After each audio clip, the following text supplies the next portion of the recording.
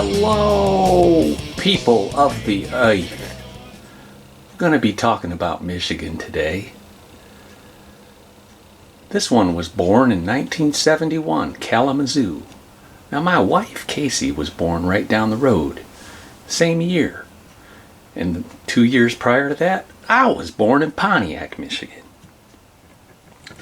So having all these Michigan people and Michigan guitars around, I feel like it's a real privilege to be able to restore them. This one,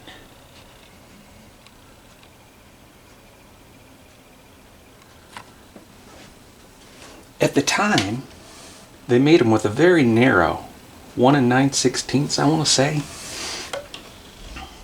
They want me to go ahead and make this crack look like someone didn't stuff boogers down inside of it. I suppose they want me to take care of that too. This one's okay. It has some green Sharpie right there that we want to get rid of. Oh, and there's some previous holes from some different tuners that need filled in. Also, those holes look kind of boogery. There's 4 holes there. And there's some other bits and pieces that we need to get going on. So today, this guitar is going to be happy again. Just like it should.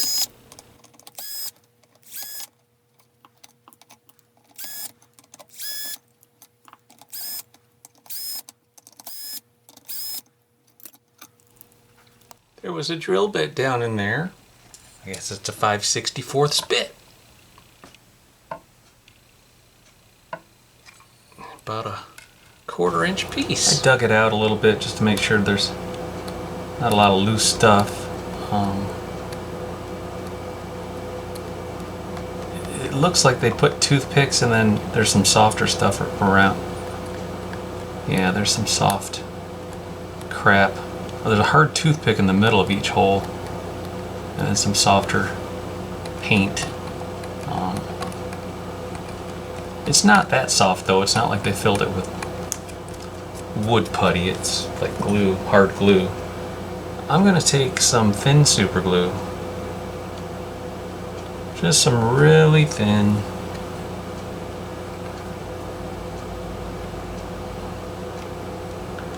Just kind of spread it around there. I made sure the guitar is really level right now. I took a little level and it's very level. I shimmed up the edges of the guitar a little bit to make sure that I was getting that bubble right in the middle, because this super glue, it's going to pool up here and it's going to self-level.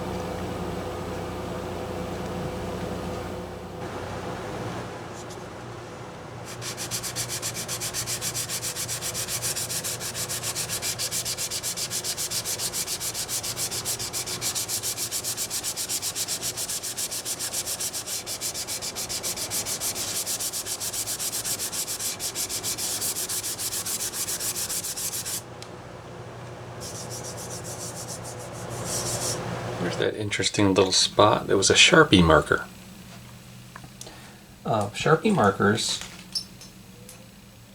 are kind of alcohol based, so I'm going to just take a little alcohol on a Q-tip, see what happens. Nothing's happening. Not much anyways. Some dirt coming off. Yeah, there it is coming off.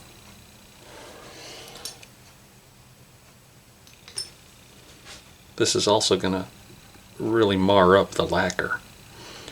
So,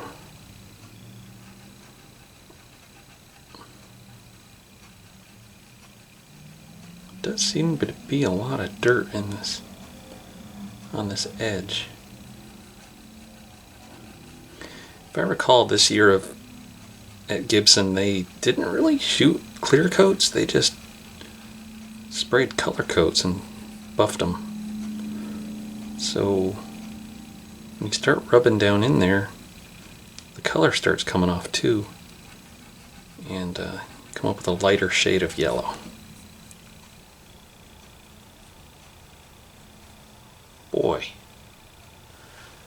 Boy, oh boy, maybe some razor blade scrapage would be in store.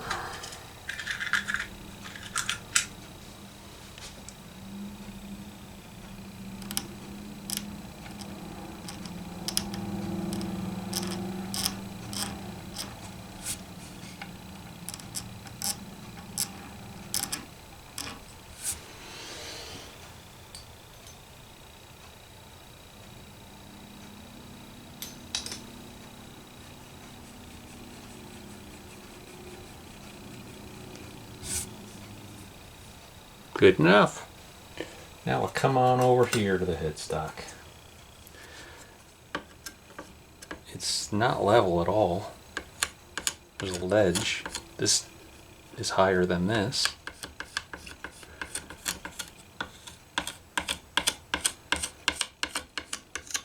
So, got a feel for what's going on here. We got a low spot there.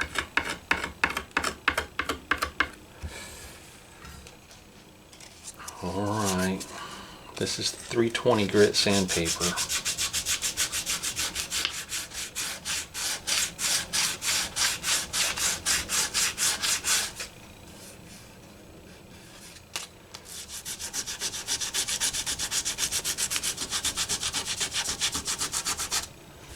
Probably just going to go over this whole area till I get her smooth.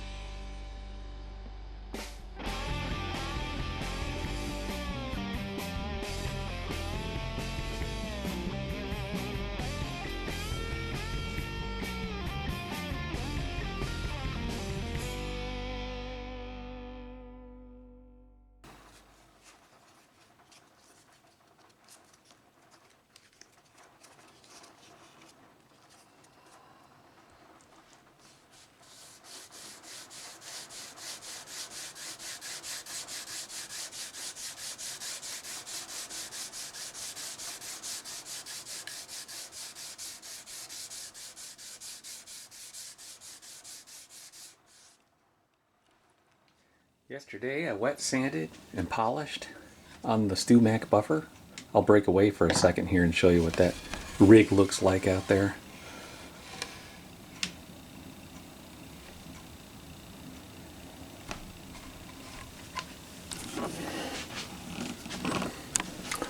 Also, the back of the headstock looking a little better than it used to. I went ahead and polished the peg head too. Today I'm gonna put the electronics back in there, and with the in the middle position, with the toggle switch in the middle position, we're gonna reverse the wires at the pot and on the neck pickup and give it that Peter Green mod the best we can anyways. Probably can't tell from this angle, but there were some bumps. It wasn't 100% flat, you know, where I did all that fill in and the lacquer built up around there, and then I wasn't I was hesitant to go over that area with the wet sanding where the screw holes were. I was reluctant, I guess, but it was a little too bumpy, so I went in there this morning with 600 grit on some plexiglass and just, you know, went over with my diagonals, my back and forths to level it out a little bit more, and then I wet sanded it again. Now I'm going to buff it again today and then give you a sound demo. It sounds really good. It's a really cool guitar.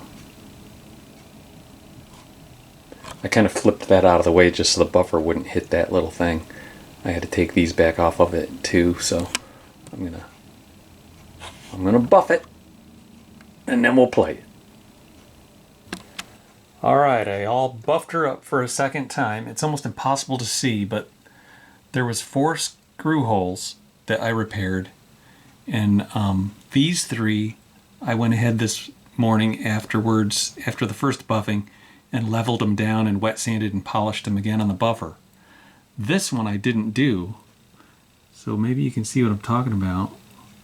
See where there's like, you can see where this old patch is. And when you're in the middle of dry sanding or level sanding one of these things, it gets, the gloss goes away, so it's almost impossible to see sometimes. See, this one has that little ridge right there, until you actually buff it and get it shiny again, and then you're like, oh gosh. So I wish I would have done that little technique with the plexiglass before I painted the color coat and the gloss coat, but I'm lucky, or everybody's lucky, the customer's lucky, that I was able to correct it afterward. There was enough clear coat where I was able to take it down a little bit more. Now there's still a couple little dents and things that are very hard to see with the camera, but the human eye can see these little, there's little dips, little divots here and there. Something you would probably expect with the 49-year-old guitar anyways. But let's string her up and listen to her.